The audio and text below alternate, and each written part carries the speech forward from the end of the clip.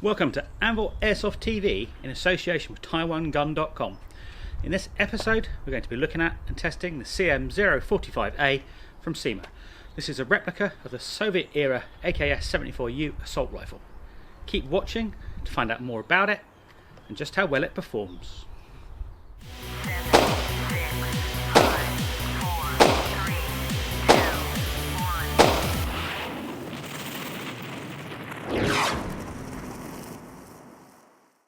TaiwanGun have sent me the Cyma CM.045A to review for their channel. So let's take a look at what you get in the box.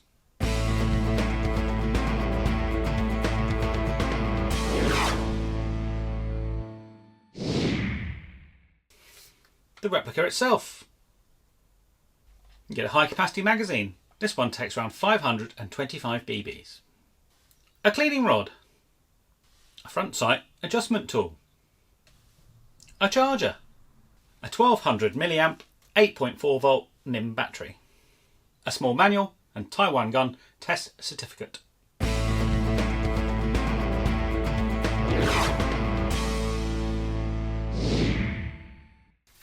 The replica is made mostly from steel stampings, alloy die castings, polymer injection mouldings and some wood furniture. The alloy and aluminium parts include the front sight block, the front trunnion, the sight rail, bolt carrier and the trigger. The steel parts include the flash hider, gas tube, top cover, low receiver, magazine release, the trigger guard and the folding stock. The pistol grip is made from nylon. The upper and lower handguards are made from wood.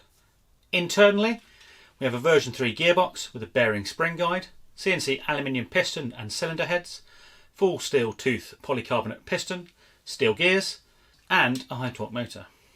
To send the BB on its way, we have a conventional type AK metal hop-up chamber and a 6.03 brass barrel. This model is a lower power version suitable for CQB distances.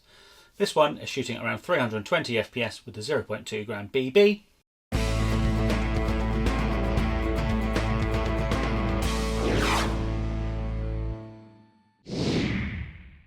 AKS74U is a development of the AK-74 assault rifle.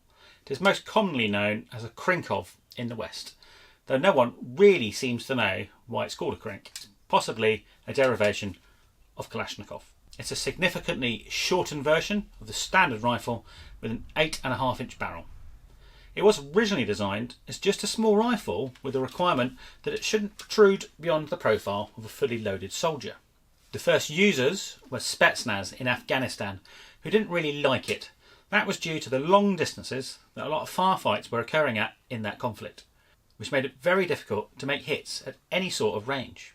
It was, however, very popular with tank crews, pilots and military police, people who didn't need a full-length rifle most of the time, but did need firepower when they had to. The short length and folding stock made it easy to store, carry and also use in tight locations. They have ceased production in Russia, now being replaced by the AK-104 and AK-105 carbines, but the Krink remains a status symbol in many places and has been prominently displayed by some very notorious people.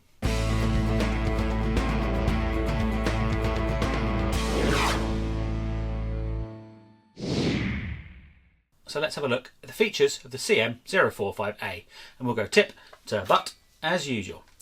Starting up front we find a steel flash hider.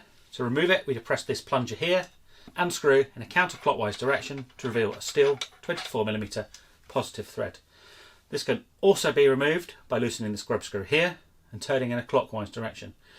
You may need to use the extra leverage of inserting an Allen key or similar into these holes at the front. Underneath we find a normal Airsoft 14mm counterclockwise thread which will accept suppressors and tracer units of your choice. However, the inner barrel protrudes past the outer, so you may find that limits some choices. Then we come to the combination front sight and gas block. To adjust elevation we use the supplied adjustment tool and turn the sight post. To raise point of impact we rotate clockwise and to lower point of impact we turn it counterclockwise. The sling mount is located on the left hand side and is a fixed loop.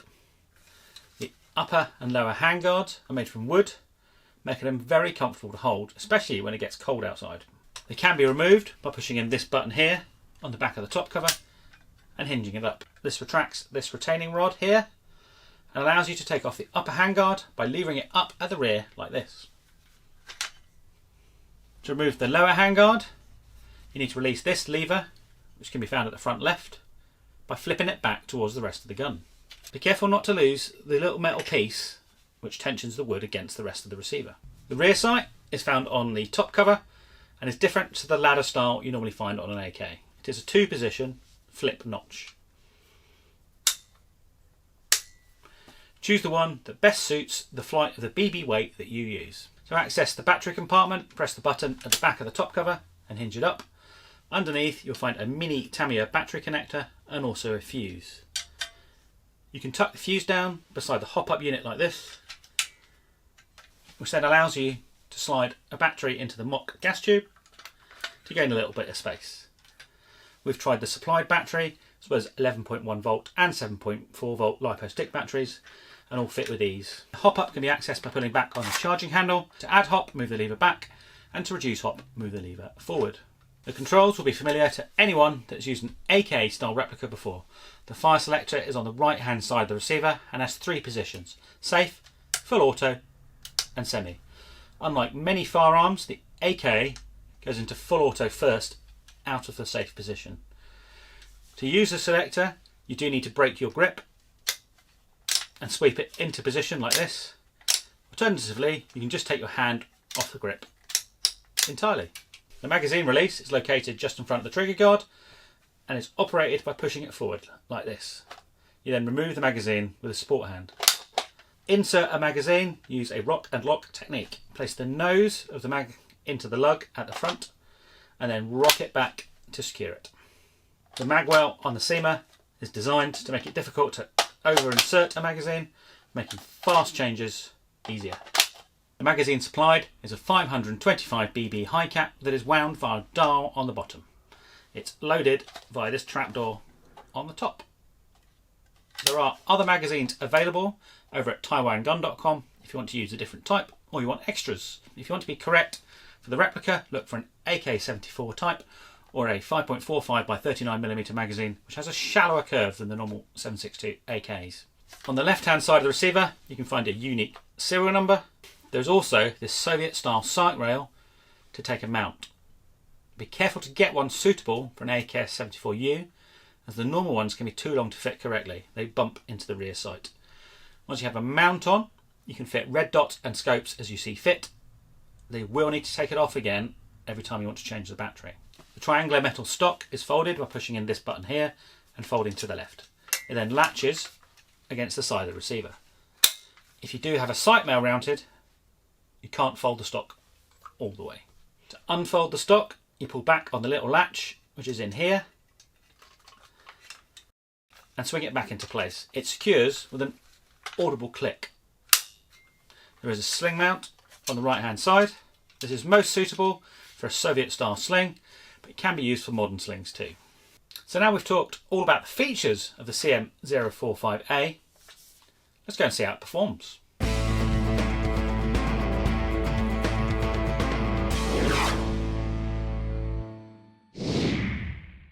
Okay, today we're not at the range. The UK is in lockdown, so we can't really travel.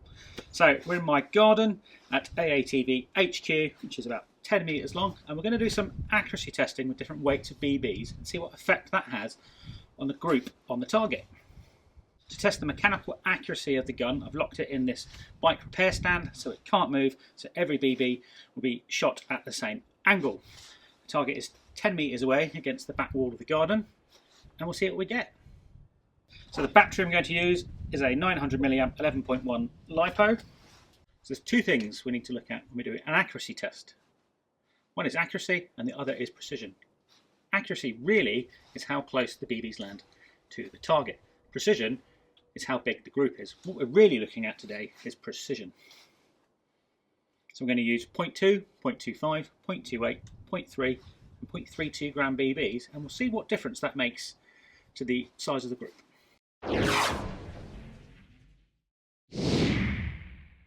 first off, we're going to use 0.2 gram BBs.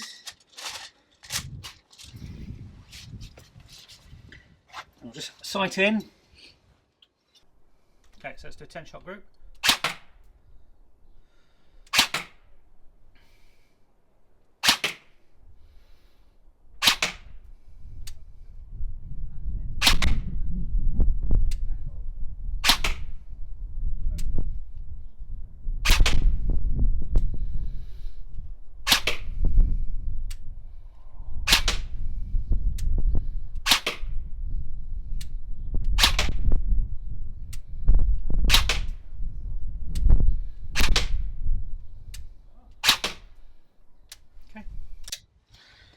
Let's go and see how we did.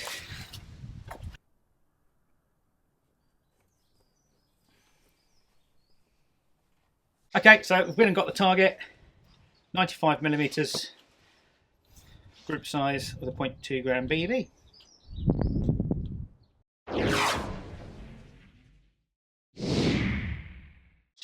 Okay, this time we're going to repeat the test with 0.25 gram BLS precision BBs.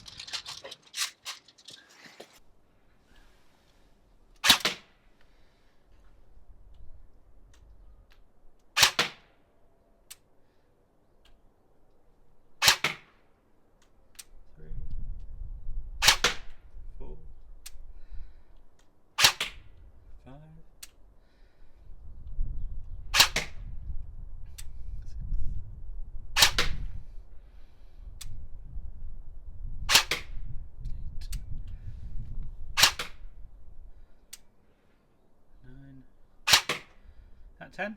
Yeah.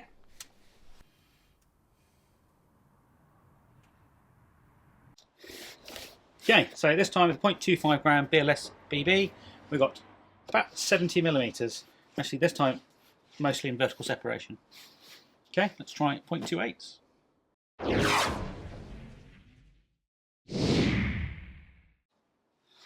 Let's see how we get on with these. Same thing again, fire a shot, let the vibrations die down, fire another one.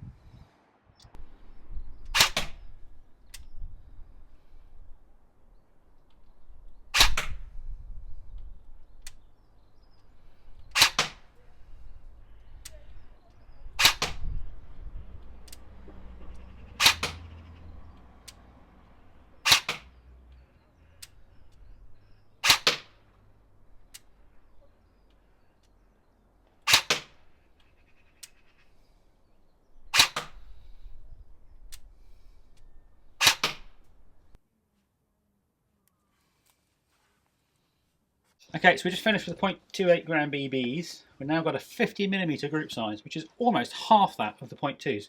So you can pretty much double your precision just by changing weight of BB.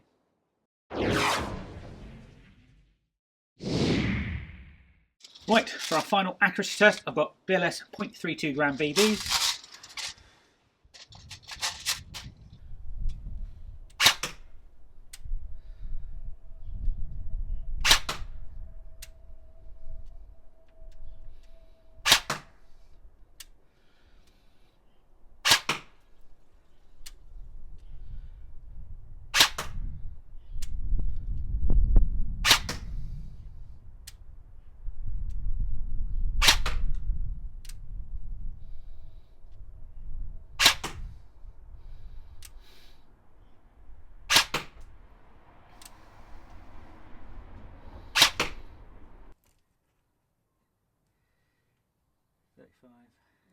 Okay, so we just finished off our accuracy tests with the Cyma, and we've got the 0.2 and the 0.32 gram targets here. You can see the size of the group with each BB weight and the difference. So for every time we went up in weight, our group size went down, and even in a completely stock gun, you can massively improve your accuracy by using a heavier quality BB. In this case, about a third of the size, which is quite remarkable.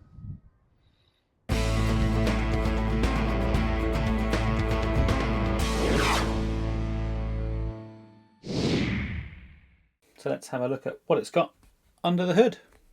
Start the disassembly. First thing we'll do, pop the top cover, retract that latch there. I can get the mock gas tube off. flip the lever here.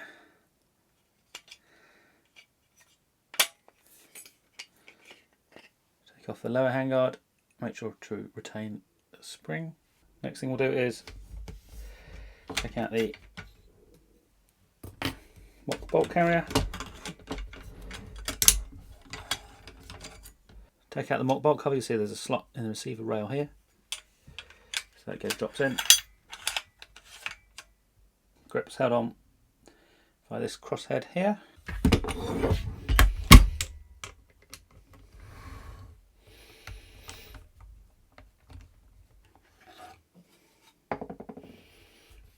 Fire selector is held on.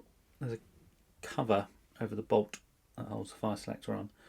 And the fire selector is bolted directly into the gearbox. And in this cover, there's a little recess.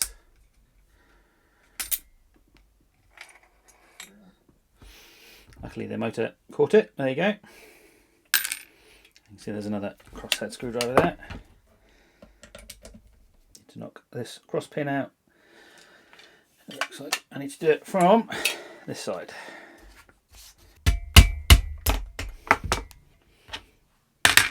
So now I've pulled the cross pin out, I can pull the front of the replica off, but it's partially off, which frees up the gearbox, which can now come out.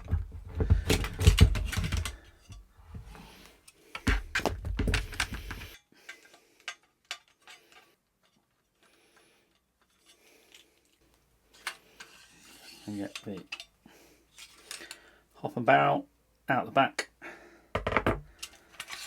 and actually that's the front end separated from the receiver. It's normal with these newer Cymas. Nice tight bore brass barrel, pretty clean, nice crown, and then channel for an O-ring to stabilise the barrel if you want. So there's a bit of wobble. You could put a small O-ring or a couple of very thin wraps of electrical tape around and stabilise that, improve your accuracy a little bit. It's a very standard AK sliding lever style hop up. Does have some graduations here. There's a little witness mark there, so you can make a record of what hop setting you use for different weight BBs or in different conditions. If you find yours is a bit loose, you can always pop a shim behind these cross bolts here, or a small O-ring. That's what I do on mine, just to stiffen them up a bit. This is the gearbox version 3. Pretty standard. Fire selector parts.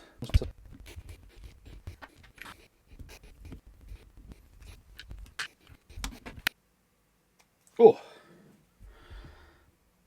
yeah, that's a much stiffer motor. Take this top plate off, just be careful not to nip the wires.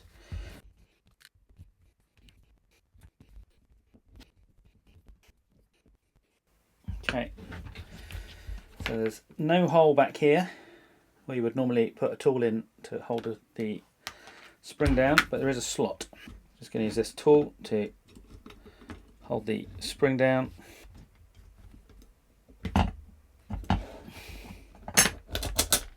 Okay, here we are.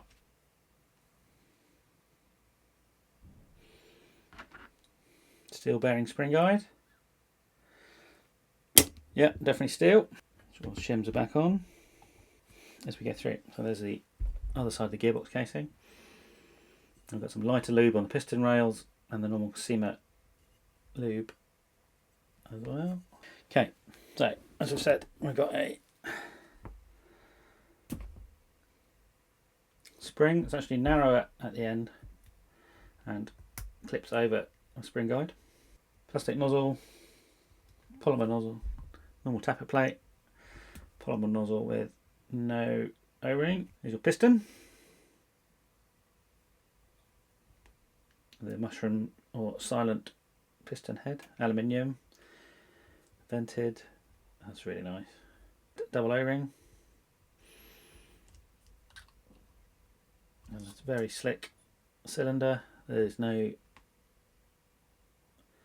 sharp edges. Everything's been finished off nicely. Let's check the compression. Yep, good.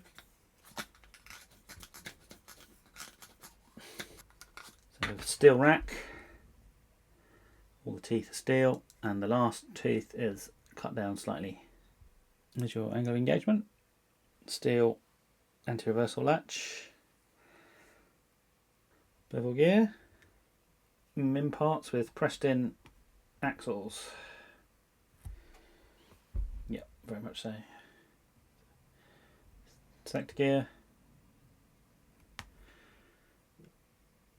And the spur gear. Sector spur's fine, there's no contact. Good engagement of teeth. Bevel to spur, again, no contact between the two. The bevel to pinion shimming looks pretty good. Yeah, excellent. Right, let's button her up and give her a spin.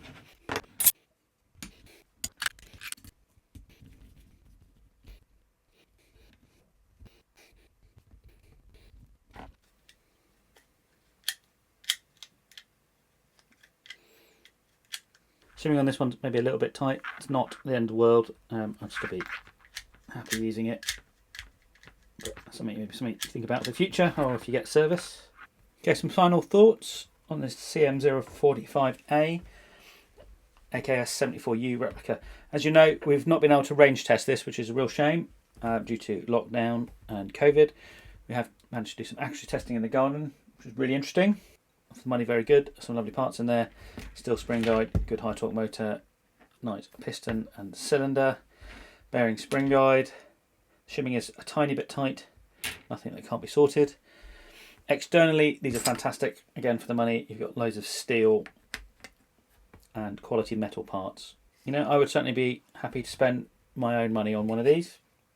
If you're on a bit of a budget, fantastic AK for the money.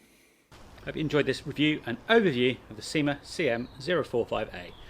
We think it's a solidly built replica of the classic AKS74U carbine, and it's ideal for anyone wanting to do a Soviet era or insurgent loadout. If you want to see more from me, then check out my other reviews on the TaiwanGun.com YouTube channel, or head over to Anvil Airsoft TV. There you'll find well over 100 videos on a huge range of subjects. Thanks to TaiwanGun.com for making this review possible. Most importantly, stay safe, and we'll see you next time.